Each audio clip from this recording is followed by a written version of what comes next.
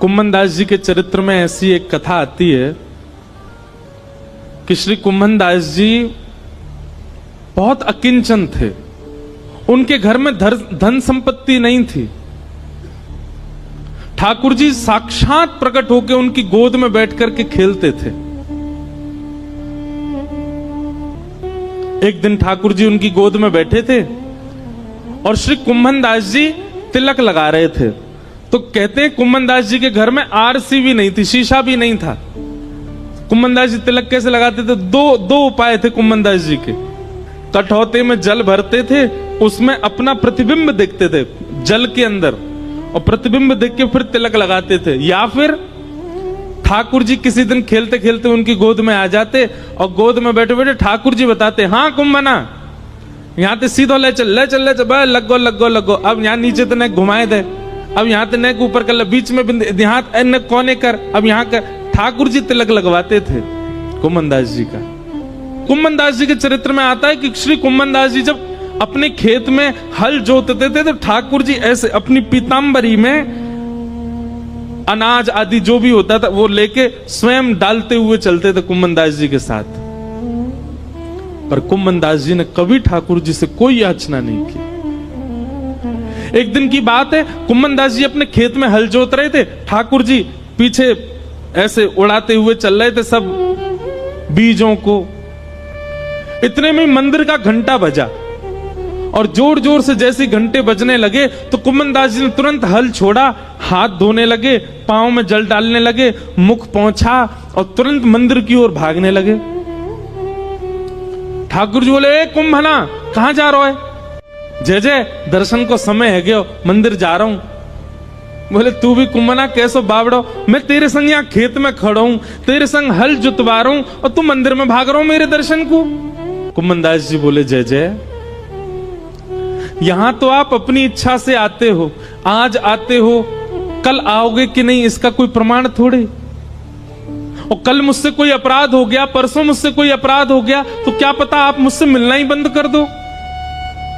पर मंदिर में तो आपको आचार्यों ने बैठाया, वहां से आप कहीं नहीं जाओगे, इसलिए मंदिर दर्शन में कभी नहीं छोड़ सकता। क्योंकि आप मेरे प्रेम से भले ही यहां आ जाओ, मंदिर में तो आप सदा विराजोगे, इसलिए मैं तो वहीं दर्शन करूंगा। ठाकुर जी संग रहते थे उनके, लेकिन वो फिर भी मंदिर में जाते थे।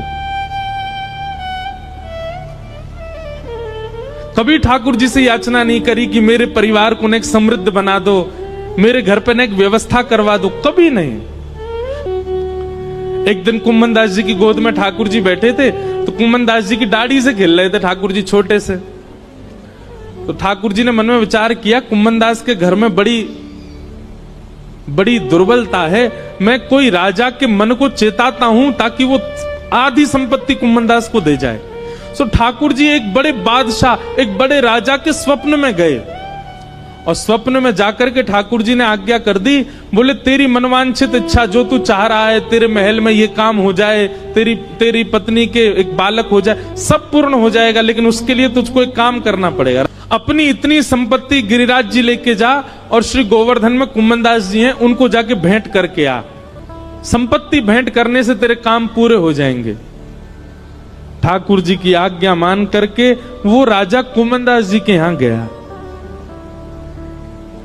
और उस समय कुम्भन दास जी की गोद में ठाकुर जी बैठे थे, खेल रहे थे कुम्भन दास जी के संग। और ठाकुर जी कुम्भन दास जी से कह रहे, कुम्भना। कुम्भन दास जी बोले, हाँ जय जय बोलो। अरे सुनता हूं मैं, तो एक बात करनी है। हाँ जय जय बोलो, कहा बात करनी है? इतना बस कहा ही था, इतने में ही वो राजा कुम्भन दास जी कुटिया में आ गया और राजा के आते ही ठाकुर जी अंतर ध्यान हो गए। सामने बादशाह खड़ा है, घुटनों पर बैठ करके अपनी आधी संपत्ति अर्पित करने को, लेकिन कुम्भन दास जी इधर उधर देख रहे हैं। अब ये तो यहीं बैठे, कछु तो कह रहे, पतो ना बोल के ही ना गए मुंहते। अब ये तो यहीं बैठे, कछु तो कह रहे, बोल के ही ना गए। राजा ने चरणों में प्रणाम किया, बोले, भगवान आपकी आज्ञा हो तो मैं आपके कुटिया में अपनी सामग्री रखवा दूं, मैं आपको धन संपत्ति कुछ दान करने के लिए आया हूं। भैया ले जाया संपत्ति को, कोई और में बांट दियो और कोई ना लेवे तो जमुना जी में बहाई दियो। ऐसी संपत्ति को कहा करूं जाके मेरी कुटिया के द्वार पे आते ठाकुर जी भाज गए यहाँ थे। ऐसी संपत्ति को मैं कहा करूंगा जैसे ठाकुर जी छोड़ के चले गए। घर के लोग चिल्ला रहे हैं, अरे कुम्मनदास जी कुछ तो ले लो, आपकी कुआरी भतीजी है उसका ब्याह करना है, घर की थोड़ी मरम्मत करवा देंगे, रात में वर्षा हो जाती है तो रात भर सो नहीं पाते हैं, हमारे घर में जल भर जाता है, अरे कुछ तो ले लो, कोई देने आया है। कुम्मनदास जी बोले ऐसी संपत्ति ना लूंगा, जाके द्वार पे आते ही ठाकुर जी भाज गए। ले जा भैया, तेरे आगे हाथ जोड़ूं, अगर तू बहुत देर बैठो रहेगो तो मैं प्राण त्याग दूंगा, या को अभी लेके जा। और हट पूर्वक राजा को भगा दिया वहां से। राजा के जाते ही ठाकुर जी फिर आ गए। कुम्भना दौड़ करके गए, ठाकुर जी को गले से लगा लिया, बोले नाथ कहां चले गए आप? ठाकुर जी बोले कुम्भनदास एक बात बता, मैंने एक राजा को स्वप्न दियो, स्वप्न में जाकर के वाकू चेतायो कि अपनी आदि संपत्ति ले जाके कुम्भनदास को दे दे, और वो तू को देने आयो, तेने स्वीकार क्यों ना करी? अरे तेरे घर में बैठवे के काजे कोई चद्दर ना है, तिलक लगावे के काजे आरसी तक ना है, तेरी भतीजे के ब्याह के काजे एक फूटी कौड़ी तेरे घर में नहीं है, मैंने चेताए करके एक राजा को भेजो, तेने वापिस कर दियो। जय जय, आप सत्य बताइयो, राजा के आते ही आप अंतर ध्यान है गए। राजा जितनी संपत्ति लेकर के आयो, यदि मैंने वो स्वीकार कर ली होती, अपने घर में धर ली होती, अपने घर में लगा दी होती, तो आपको ये लगती अब तो कुम्भनदास पे खूब संपत्ति आ गई भैया, अब ये अपनो घर बना लेगो, सब काम कर लेगो, और आप जो गए थे वो आते ही नहीं लौट करके।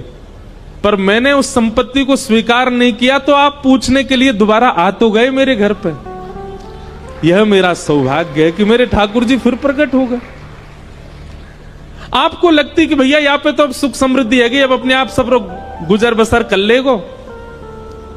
अरे लाचार बालक को बार बार मां ध्यान क्यों देती है? वो बालक चलने लग जाए, फिरने लग जाए, बोलने लग जाए, तो मां धीरे धीरे उसको अपनी जिम्मेवारियां समझाने लगती है। तू अब खुद चला कर, खुद उठा कर, खुद तैयार हुआ कर, खुद भोजन किया कर। लेकिन वो बालक लाचार ही रहता है, तो लाचार बालक को मां गोद से छोड़ती नहीं। नाथ मुझे केवल एक ही कामना है आपसे कि मुझे कभी संपत्तिवान मत बनाना, मुझे कभी योग्य मत बनाना। क्यों? बोले मैं असंपत्तिवान रहूंगा तो मैं स्वयं को लाचार मानूंगा, और मुझे लाचार जान आप सदा मुझे अपनी गोद में ही रखोगे नाथ, इसलिए मुझे ऐसे ही रहने दो, मुझे योग्यता नहीं चाहिए।